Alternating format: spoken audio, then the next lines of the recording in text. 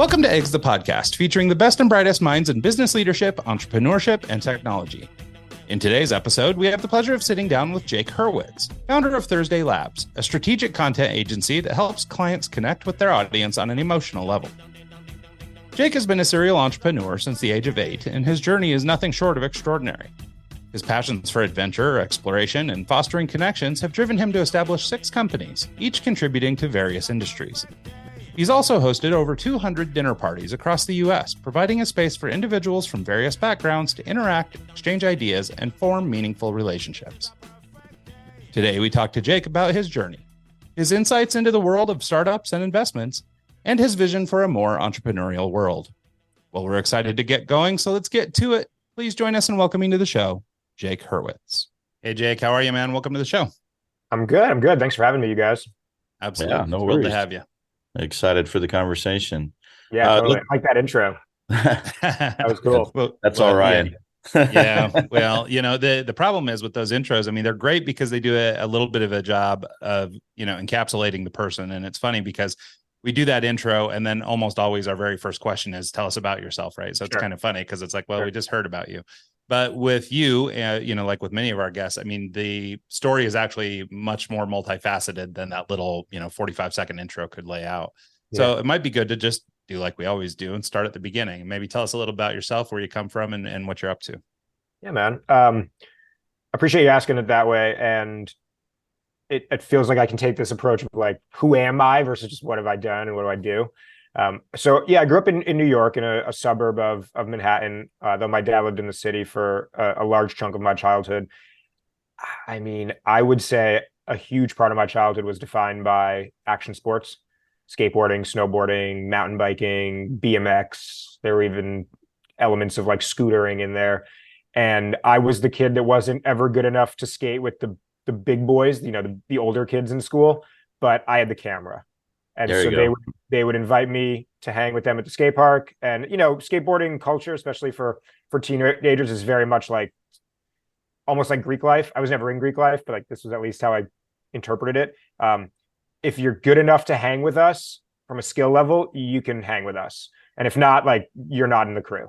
And that's how it was with skateboarding. And I was not good enough to hang with them, but because I had the camera and everyone wanted the kid to film and make YouTube videos for them, I was invited. So I just fell in love from such an early age. I mean, we're talking like 8 years old or 10 years old with not even just cameras, but also like, how do I tell a story? How do I impact the lighting and have the right music to make someone feel something when they watch our content on YouTube?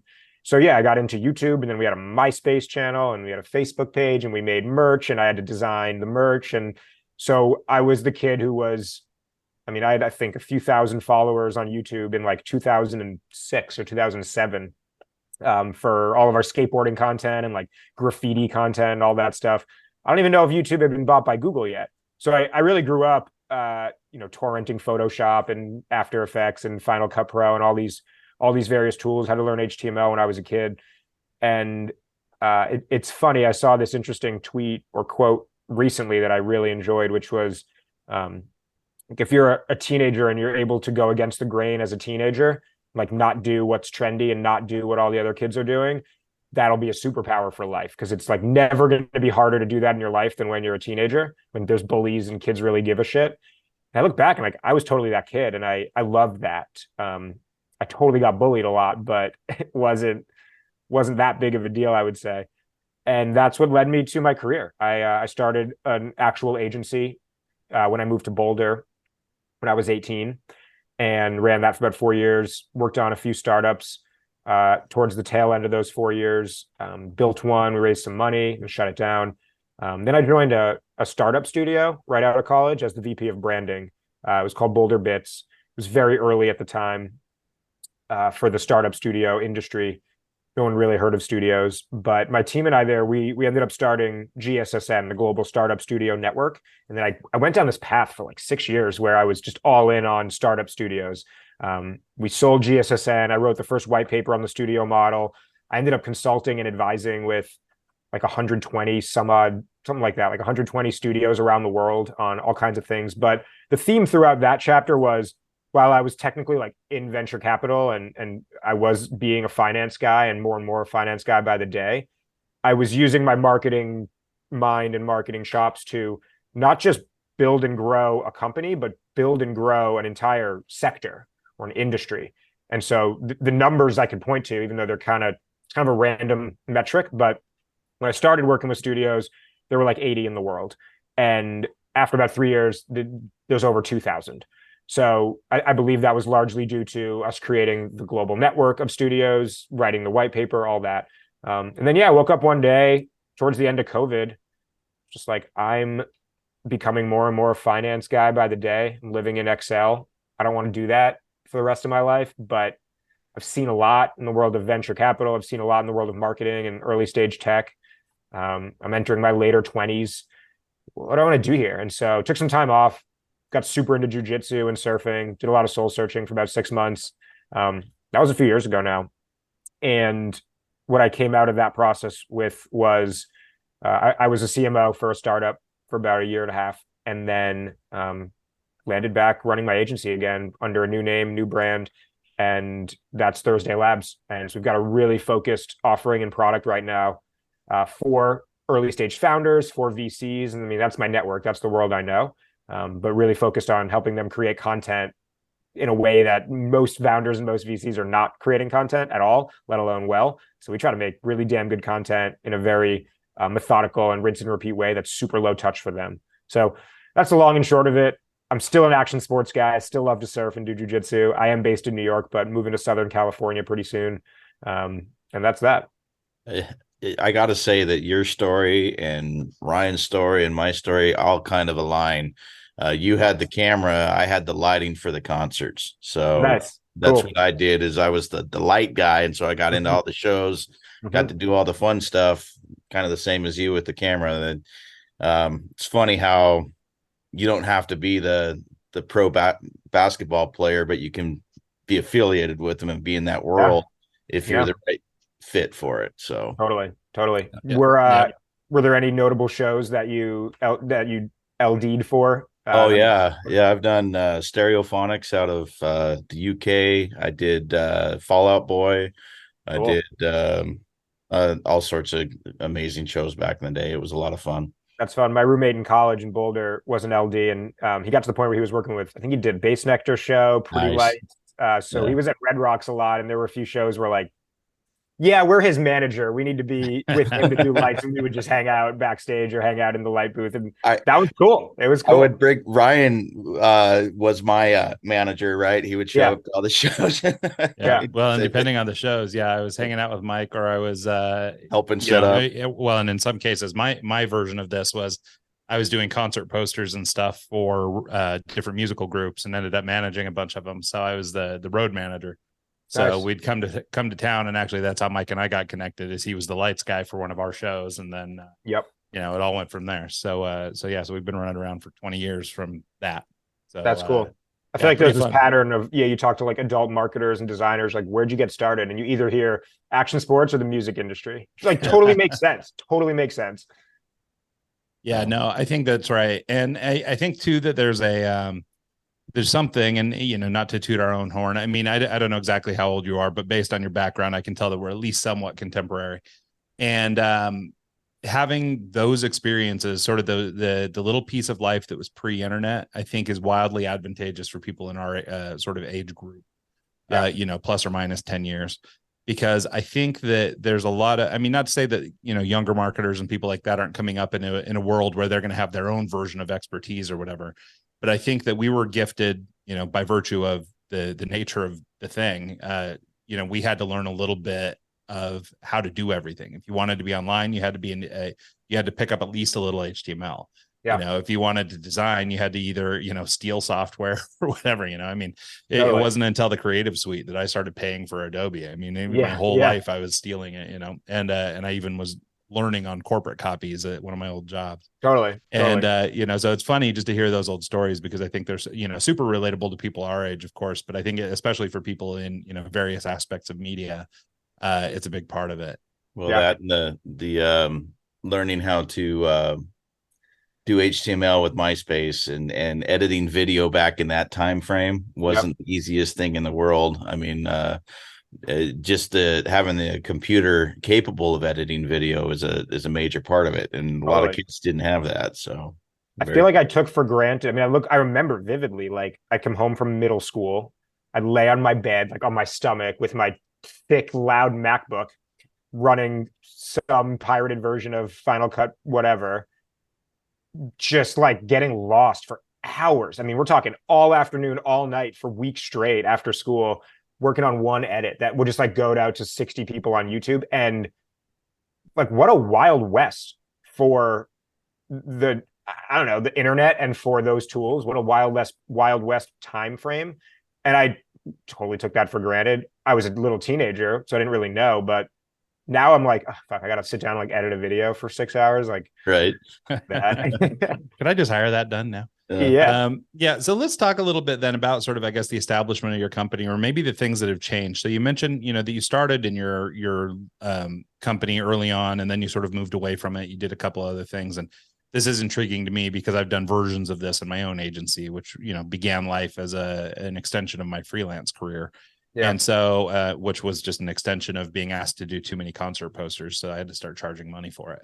Sure. And so as the business evolved, but I moved away, I took a job, I did these different things, in those early days. And so, and it sounds like, you and I have similar trajectory there. So I wonder if you talk about sort of the, as best as you can, talk a little bit about what it was like the first time. And then when you circled back and were able to apply sort of life experience and new learnings and all those things, what changed between the way your business was and the way it is? And if there's anything you can talk about in that journey. Yeah, it's a good question. I can share some stories for sure, that kind of maybe like one long and a story that's even continuing. It'll never end as to what's gone on. But I mean, one thing I can say for sure is I definitely have what I think a lot of us refer to as like founder ADD. A lot of entrepreneurs and solopreneurs have this, where you get really excited about a new concept. You were describing our life right here. Yeah. How rich it's going to make you, how many people you're going to help. And then you get in like 3 to 6 months down the line and you realize, well, it's not anywhere near what you dreamed of. It's taking a lot longer than you thought. It's harder than you thought. And that really hit me the first like 2 or 3 at bats, I'd say. And each time it was a little bit less significant, but I remember like I was in a rough place after my first product launch, even. You build up this story in your head of what success is going to look like, and then you're not even close. And it's like, fuck, why am I doing this even? So I've done the soul searching for sure. And then when that happens, you got to like take a step back and look at like, all right, like what is working? What are people resonating with? What questions am I being asked? I'm super impatient. And I'm like trying to just make this thing work as fast as I can for no reason other than like, I've got this arbitrary date in mind as to when I need to succeed by. And the only real date that you could possibly assign to that is like, I got to pay rent in X number of days. And when you're young and like, I don't know, I didn't have any money given to me. I had to pay rent by starting companies. Like there is a date where like, I got to make a buck to keep the lights on and feed myself. So that just kind of kept continuing until it didn't anymore. But first time I was freelancing, building websites for solopreneurs that were like my parents' friends and, people around Boulder, Colorado. I was 18 years old. And then it just got to a point where I was like, all right, there's too much work to handle on my own because I'm in college and I need to go to class. So I should probably hire some people to help me. And then very quickly, as I was in the hiring process, I realized college students suck. Like college students are just really tough to hire, really tough to work with. I can't rely on them for anything. And like, I'm a college student, but I grew up in New York and I grew up in a very entrepreneurial and business first household, a rather tough love household. And I was raised by parents and grandparents that just drilled chivalry and manners and communication into me very, very aggressively. Not abusive, but aggressive. And I think I got to college and I knew how to talk to adults. Like yeah. I knew how to shake someone's hand and look them in the eye, and I knew how to write an email or how to respond to a text message, or like if an adult threatens to sue me and I'm 17 years old or 19 years old, like I didn't know how to deal with it, but I at least like didn't freak out and knew how I could at least try to communicate with people. And I think that's what allowed me to then realize that like a lot of other college kids lacked in that area. And I wanted to fix that. I wanted to help more people learn how to be more adult, essentially. because it just helped me. And like, I felt that was a valuable skill, I guess. So what I built was then an agency in Boulder called Eyesight, EYESIGHT. The name meant nothing other than I just thought it was a cool name, and I have really bad eyesight, so it was kind of ironic. But the whole play was like, yeah, there's all these startups in Colorado, especially those in Techstars and the other accelerators in town at the time. And that was like right when Techstars was really blowing up in Boulder. But none of them could afford all the agencies in town because they were great agencies. And those agencies are working with like Lyft and Uber and Burger King and like massive companies. So there's a lot of value in the agency and the startup working together who are on the same block, like literally before remote work was a thing. So I was like, well, what if I built the agency that all the startups could actually afford? And what allows them to afford us if my talent was all students and I could help the students learn how to become great professionals, but they're already great designers. They're great videographers. They're good at building websites.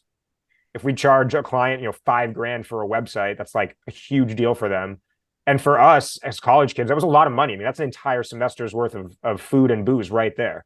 So I built that for a bit. And then, yeah, as I just got older and went through college, I got to a point where I was like, well, I don't want to be a graduate from college and still working with college kids. Like I want to move on and be an adult.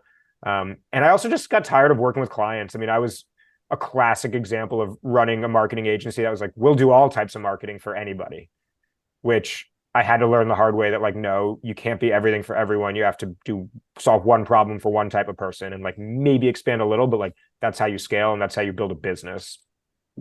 And I didn't know that at the time. So that was a big wake up call. And my reaction to that was to quit agency life and become a founder and build a tech company. I also really envied all of the founders who were my clients. I was like, you get to raise money and like pay yourself with that. And you get to build a product and only think about one problem and one solution and one product all the time versus like 9 or 20 because I have all these clients.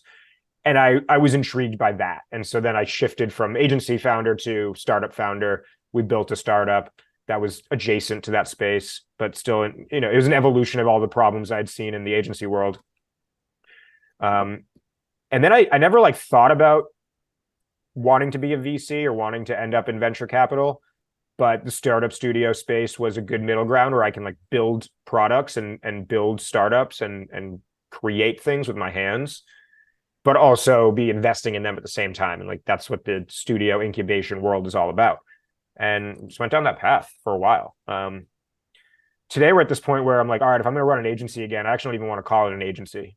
Like I know the byline that you guys used as the intro on this podcast was like a content agency. And as of recently, I've decided like, no, I run a content company. This isn't an agency. And I say that because I think there's a lot of stigma, especially in the startup world around agencies. There's 1.5 million agencies and they're all like, we're different. But like when everyone claims they're different, that means they're all the same, right?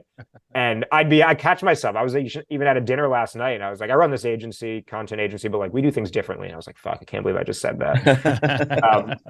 And so I think the big things I've learned here are like, I've worked with a lot of agencies ever since mine as well in the last 6-ish years, running a startup, running numerous startups and being in venture. The things that I decided I didn't want to do were I didn't want to just be like everyone else. I didn't want to be stuck working on client problems. I need to build a system that either doesn't have as much room for those problems to exist in the first place or like cleans up those problems almost on autopilot or I have a team for it. But I'm spending my day building the company and not working in the business. I want to work on the business versus in the business. So that was a big mindset shift. A lot of that came from reading the book Built to Sell. Actually just queued it up to listen to the audiobook this weekend when I'm on a road trip for like the 4th time. I need to listen to it again. It's just like my Bible when it comes to this stuff. So I was like, I want to build a productized service, if that's kind of the phrase that goes out these days. And I want it to scale. I want this to become something that, look, I'm down to work on this 100 hours a week for 2-3 years. But after that, I really want this to be almost fully autopilot for me. I don't believe there's really anything out there that's like completely passive income, but you can get pretty close. And that's one of my intentions with this business right now. I want it to enable me to live the life I really want to live. In years past, I didn't even think about the life I wanted to live much. I just thought my whole life was my company. And that caused some challenges for me emotionally and mentally and even physically. So there's a lot of intention as to like what I'm really building this thing for. Like, of course, the number one thing is to solve a problem in the world for others. But the number two thing is like to enable the life that I actually want to live. Like, I just get one of these. This is my vehicle to do that. And so every decision I make is for the company is put up against those two criteria now. I don't want to raise money for this company. Like, I've been around the block with fundraising, both as a founder, as a VC, and then I went to raise a fund of funds as an LP. So like I've really seen it all. And quite frankly, I wasn't successful in any of those three. And I think it was largely due to the fact that I don't love it. Yeah. Like I love other things. I'm not a finance guy. Like there's a lot of elements to it where I'm just like, freaking hate doing this day to day. So I don't want to play in that world so much anymore or at all right now. Like maybe it'll come back, but my whole network is in venture. I believe I'm one step away or one intro away from pretty much anyone in tech, whether they're a VC or a founder at this point. So like I use that network and I know this world. I mean, I know the founders, I know the VCs, not just personally, but also like I know who they are. Like I'm one of them. I really understand these people as a demographic, and there's a lot of problems in that space.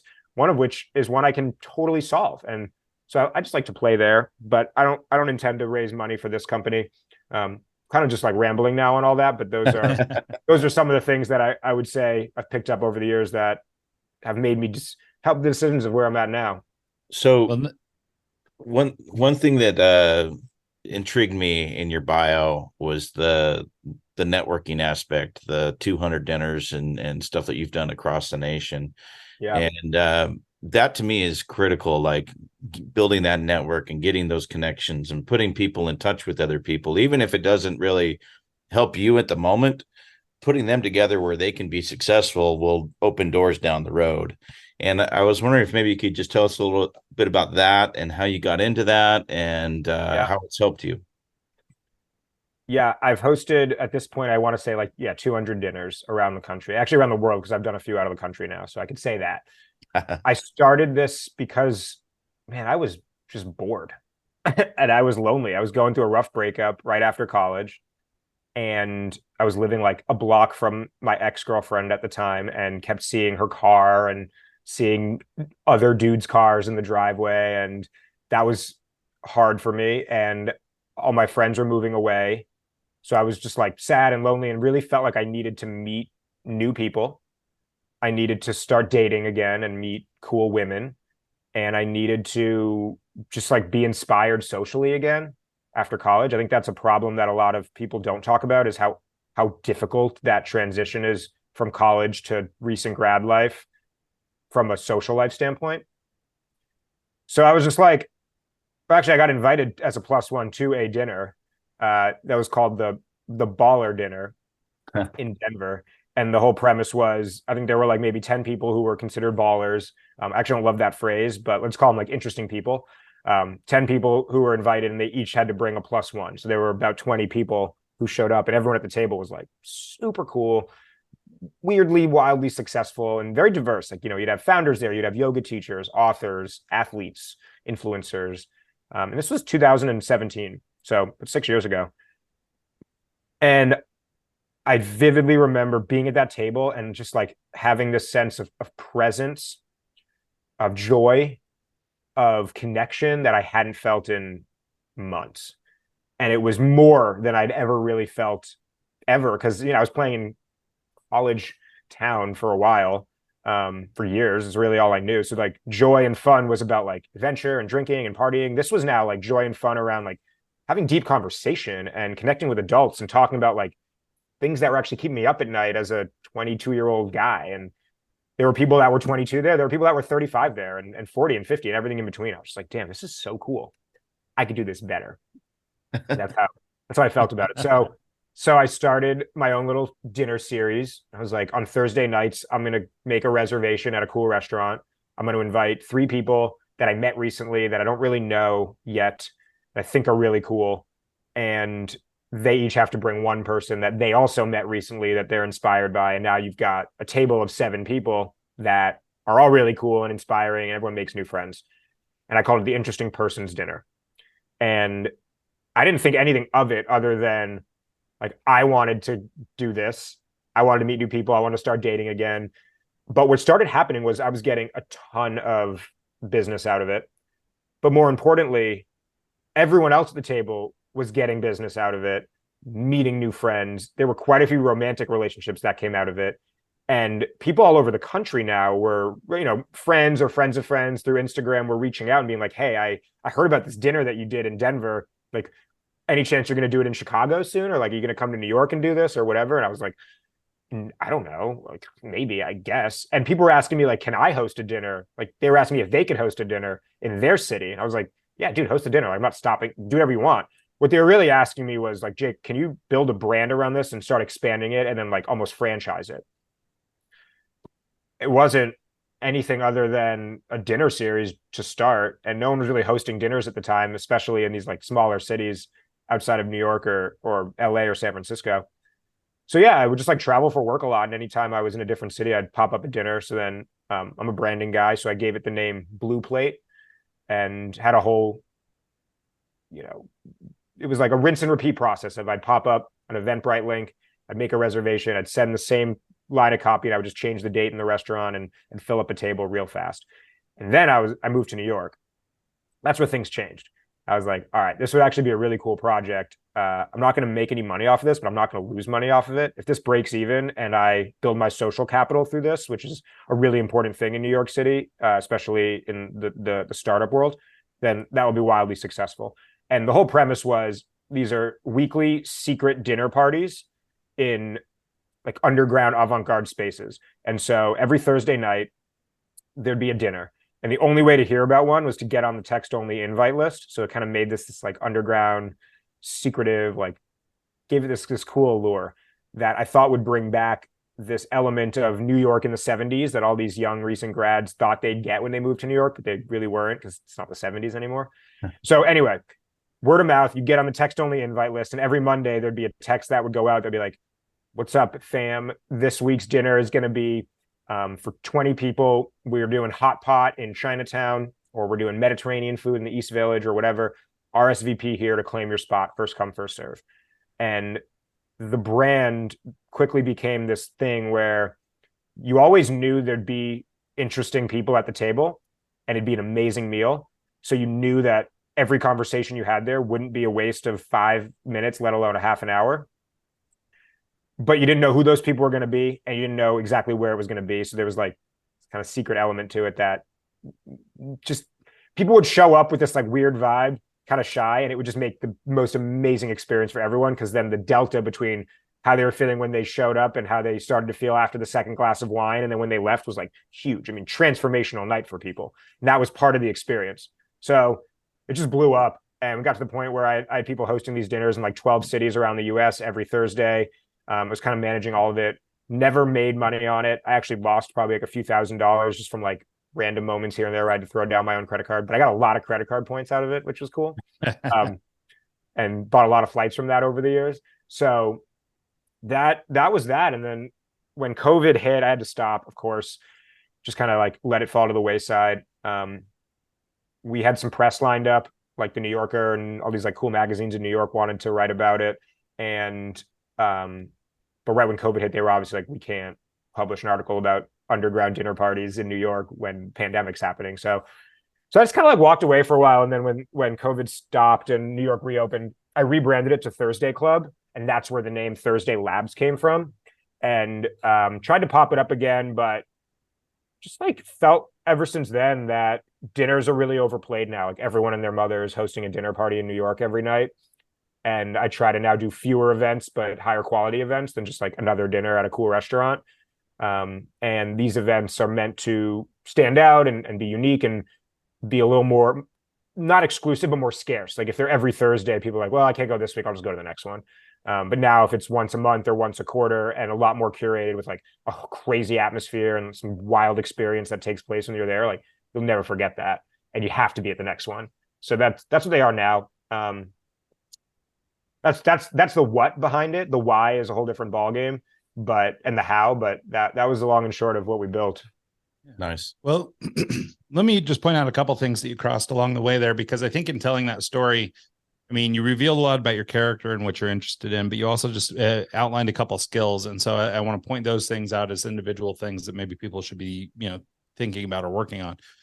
One of the things you said early on, it actually makes me think of my youngest kid, is this idea of being able to talk to adults when you were young. Yeah. I mean, I know adults who now can't speak to adults very well. And, but like kids like my now 12-year-old have been talking to adults since he was a little kid. And in fact, he's more popular with adults than he is with younger kids because they just don't get him, you know? And, sorry, my getting real scratchy. Sorry.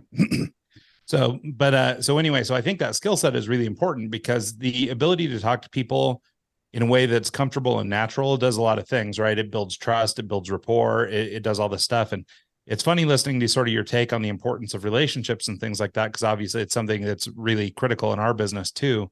In fact, our little slogan is you've got to break bread to make bread, right? So it's this idea that you need to spend time together and eat meals and do all that kind of stuff if you really want to make money, and so I think that, I've got a lot of similarities with you in that. So I just want to talk a little bit about that idea of, sort of being able to address adults, and speak to them that way, because I think it's really important. One of the other things I noticed, probably because we did this little retrospective on where you were and where you are, is, how priorities seem to shift and change a little bit with age. Yeah. And I don't know for your, in your situation, if it's exactly age, like maybe it's not because, oh, well, I'm getting older, it's not like the end is near kind of thing, but just has to do with what's important to you when you're young and what's important to you when you're older. And it seems like now you're really crafting kind of a lifestyle where maybe before you were just looking for work. Right. And I think both Mike and I can relate to that and have been guilty of doing the same thing, where we sort of create our job and now getting older, we're starting to consider other ways of looking at things. So I think that that's really important. And then the last thing I just kind of wanted to touch on as a summary was sort of this networking component, right?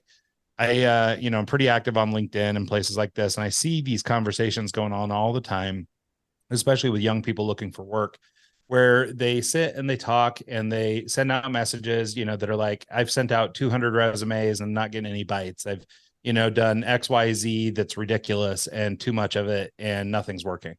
And what it makes me think, is back to this concept of building like real life relationships with real people, is that literally every job, every client, every success moment I've had in my life and career have all come from a personal relationship. Yeah. I never got a job because I had the best application or the best resume, but I did the best thing, or I had the right person, or I'd, crafted the right relationship. And so I think that networking component, not to say that, every person listening to this needs to go out and create, a whole brand around dinner parties, but the point is you were proactive in your networking. And I think that being proactive in your networking versus standing around and waiting for it to happen to you is a critical component of just, business growth in general, but also growth as a human and growth in everything. So totally. I appreciate you mentioning all those. I mean, I'm just doing it, so it's hard for me to take a step back often and think like why it's happening or why I'm doing all those things, and to hear someone else categorize it and call it right out is nice to hear. It's kind of cool and flattering. So thank you. Man. Well, and and I'll tell you too, I mean, because I think for a lot of people, I mean, myself included, there's always been the what do they call it? The imposter syndromes and the, am I doing the right thing? And, and like right now, I mentioned to you before we got on the show that we're making a big transition in my company. And, there's a lot of like doubt and uncertainty and stuff, we've been doing this for 20 years and now all of a sudden I'm doing something different. And it's like, oh, am I doing the right thing? Am I screwing everything up? And so I think it's important to call out these little moments like these, adulting 101 kind of stuff, or, understanding that priorities shift and evolve, because I think it sort of makes you human. And then when people who are feeling like imposters hear stories like this, they can go, oh, wait a minute, I feel that same way. Like I'm doing the same things. We're just all living the human experience. Right. And it, might manifest a little different for different people, but like, and Mike can attest to this, but I mean, we've done 300 plus interviews with people and, all startup founders and CEOs and, high powered people from different walks of life. But like the juice that they use to be creative is the same across the board. It's applied in different ways. They put it into their own business, but these human experiences are just part of being human. And I think that we can knock down some of those sort of like imposter walls when we understand that everybody is experiencing the same thing. We all have the same doubt. We all have the same things.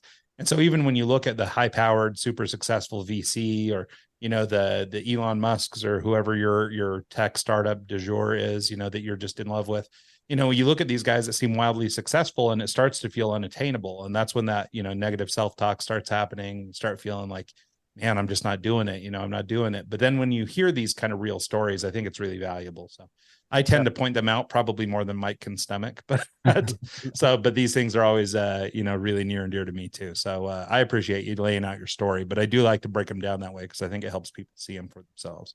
Sure. Totally. No, happy to share it. And sometimes I'm too much of an open book, to a fault at times. Yeah. We kind of have the same problem. Sometimes we'll get a little too deep when we shouldn't. Yeah. So,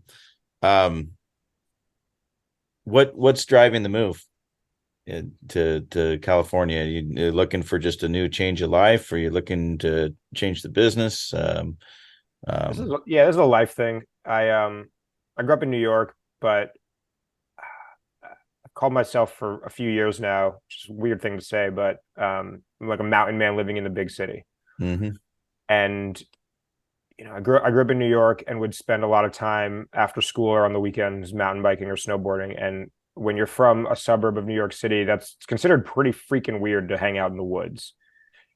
And I first felt very motivated to move, one, because I was chasing a different life, but also I felt I needed to escape a life and a community of people that I just didn't feel I really aligned with, and it just wasn't me. And so when I moved to Colorado when I was 18, I really found a home and a community and just like a whole side of myself where I was like, damn, nature and being outside and being in, not just in the woods, but like being in the mountains, being in my truck, being in a tent, being near a river, just being outdoors.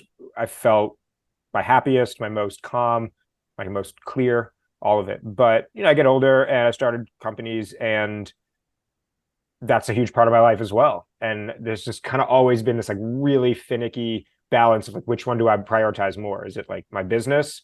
Which one do I take more seriously? Like my company right now, or being in nature in the afternoons, early mornings, or weekends? And I've gone back and forth. I've literally gone back and forth between Colorado and New York like 4 or 5 times. And right now I'm in New York, and I've been in here in this apartment in this neighborhood for 2 years. And before that was deep in the mountains in Colorado, like no cell service, like really middle of nowhere on top of a mountain at like 10,000 feet elevation. And that's a big change, right? And I'm at this point now where I'm like, well, my business is going great, and I have a dog, and I still love my truck. I'm not ready to completely move to the other end of the spectrum again and call it a day on my business being the priority. But I do need to meet in the middle somewhere where I am able to be around more people and have better access to camping and surfing every day and snowboarding on the weekends in like great mountains, not small little hills in the Northeast. I need a community of people that when I call them up and I'm like, yo, do you want to go camping for the next 2 nights, 3 hours from here? They're like, hell yeah. Versus in New York, they're like, I don't know. Like, I don't have a tent. Like, where do I even get a tent? And like, maybe I'll let you know. It's just kind of how it's just not part of the culture out here. So as hard as it is to like leave my home again and bail on my favorite city in the world, I do feel I'm being called to slightly different life day to day and outside of my work, where just more balance, better community. I'm single, and I want to be dating with more intention these days. I'd like to start to find a life partner, and I'm struggling and to me, somebody that's also very outdoorsy and loves to be outside on the weekends. I'm having a hard time finding that in New York. And so that's another motivator for the move. If there's any single cool outdoorsy women listening, like feel free to reach out, I guess. I'll plug it. So yeah, that's the move. I've lived in the mountains. I've lived in the city. I've not lived on a beach yet. And that's what I got to check off. I want to live like within a 5-minute walk of a gorgeous beach. Love it. So let's talk. I know you've got a heart out here, so we've only got about 10 or 15 or 10 or 12 more minutes. But I'd like to maybe talk about something a little more practical. I mean, obviously we've covered a lot of, I guess, what you would bucket as, sort of theoretical or philosophical kind of discussion, which I think is equally valuable. But I wanted to talk a little bit about content, given that that's sort of your expertise.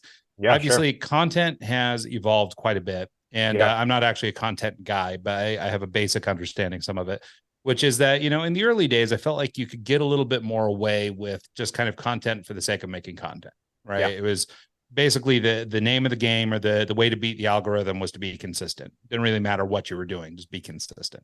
Yeah. And I feel like, obviously algorithms have gotten smarter over the years. And, I mean, for those of us old enough to have seen these networks come online, I mean, obviously they've become much more sophisticated, and the way that we communicate is totally different. And so I wondered if you'd talk a little bit about sort of where we are today in sort of the content life cycle. What types of content are playing best for people, or getting people the most bang for their buck? And where are maybe the pitfalls, like the things that we should be flat out avoiding, or that are sort of like those old truths where it's like, I always do it this way because somebody told me this is how it's done, but maybe that's not accurate. Totally. The way you phrase this question is actually the entire, I guess I'd say, like, framework or backstory to my business model and our philosophy, and actually our product. So I could share how I landed on what we build, but also what we do at Thursday Labs, and I think that'll answer all of your questions there along the way. So first thing I would say is the phrase "content for content's sake." I'm so glad you bring that up. We're no longer living in a time where you can get away with content for content's sake and have success with it. Sure, it depends how you measure success. If you measure success by being like, I just want to post something on every channel every day of the week for the next year, but you don't care about what comes out of it, okay, cool. That's content for content's sake. I believe, and I even have this plastered on my website for the next couple of days. It's going to come down and I'm going to redesign where it goes. But say goodbye to the days of content for content's sake. Now it's all about content for revenue's sake. And somewhere in the middle of those things is content for engagement's sake. But when you're running a company and you get great engagement metrics, but it's not yielding any revenue, then that's a bad investment.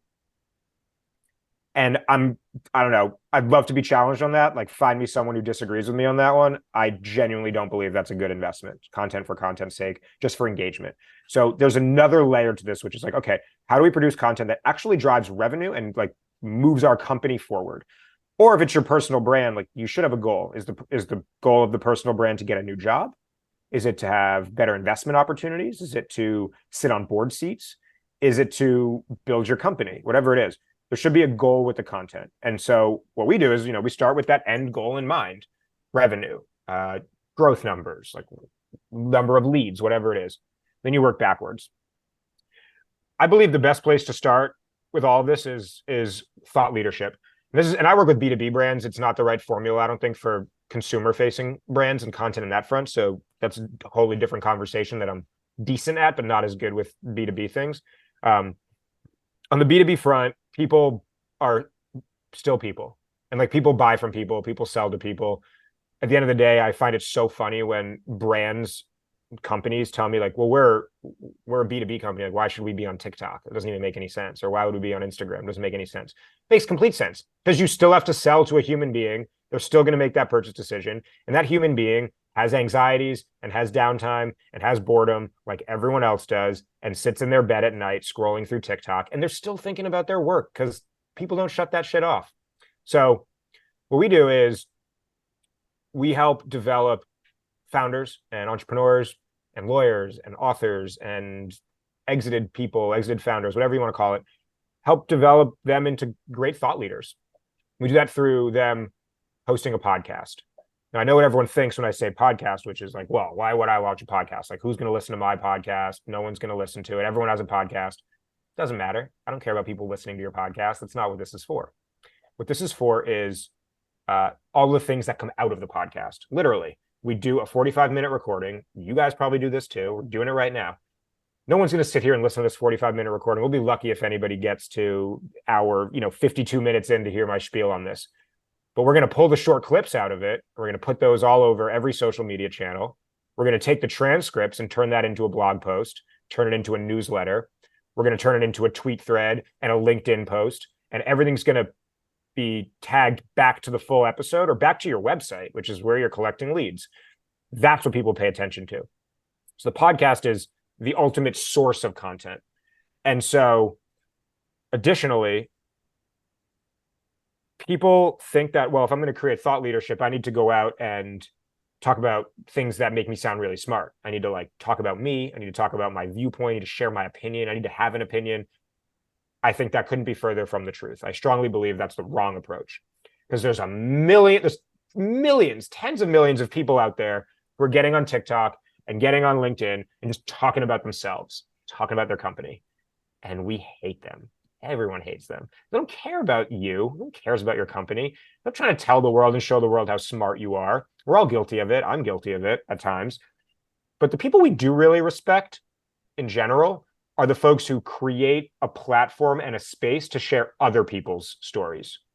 They ask really damn good questions to pull out information, entertainment, inspiration, education from the others. It's like what you guys are doing right now. Like, people probably love you guys more than they love me because you're creating the space in the first place. You're the ones asking the good questions. So I like to put the thought leaders that we're developing on as the hosts of these podcasts. And then what do we actually do tactically? We do all the end-to-end work for them to basically have content out on every single channel every single day. What that looks like and why we do it is because everyone feels, not everybody, a lot of people feel that they need to be producing content. They need to be everywhere all the time. They need their story to be told. They need to go from unknown to known in order to reach their ultimate revenue goals, their growth goals, their insert goal here. And the thought, though, of producing all that content, doing all the logistics, doing all the editing, doing all the posting, staying up to date with all the different platforms that they could be posting on, and learning how to navigate them, staying up to date with all these AI tools that are coming out that help the process of making content easier and faster.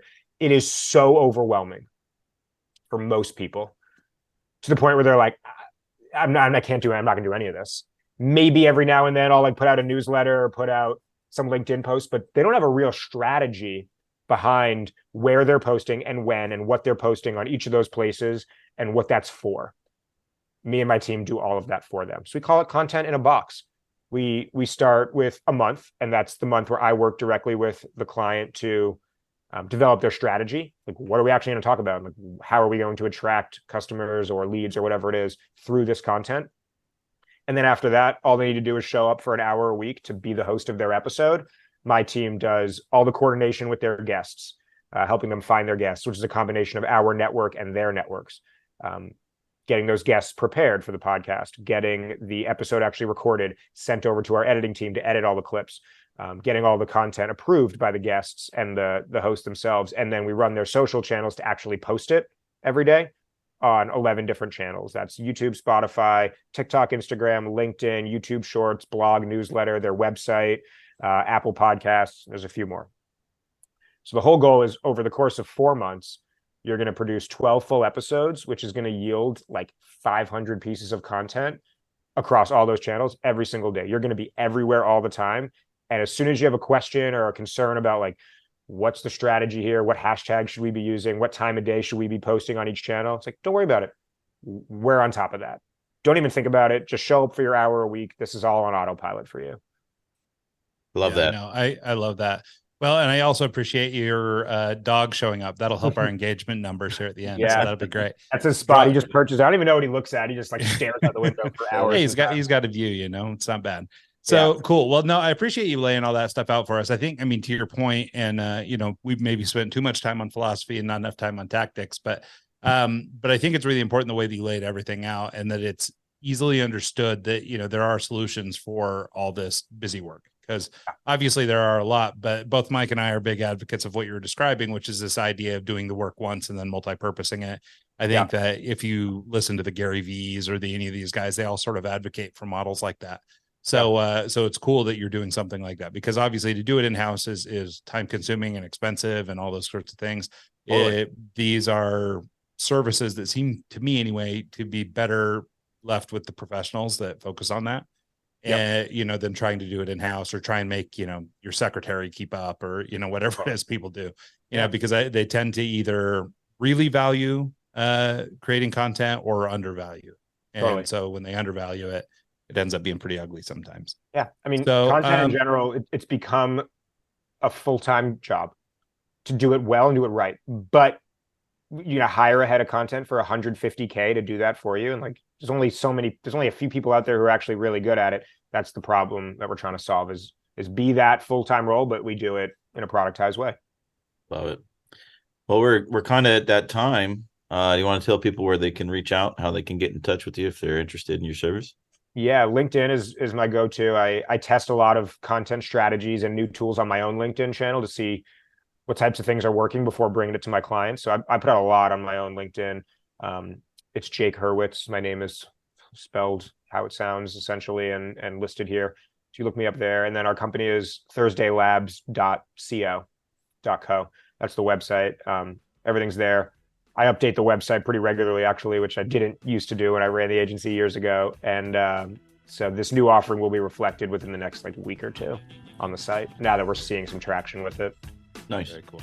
Well, I love it. Well, thanks so much, Jake, for taking the time to talk with us. I mean, this has been great. And just, I think, kind of going through the life cycle of an experienced entrepreneur who's seen so many different facets, I think is a really valuable, I guess, story for people who might be sort of, at one end or the other of their own career and have any sort of doubt on their own.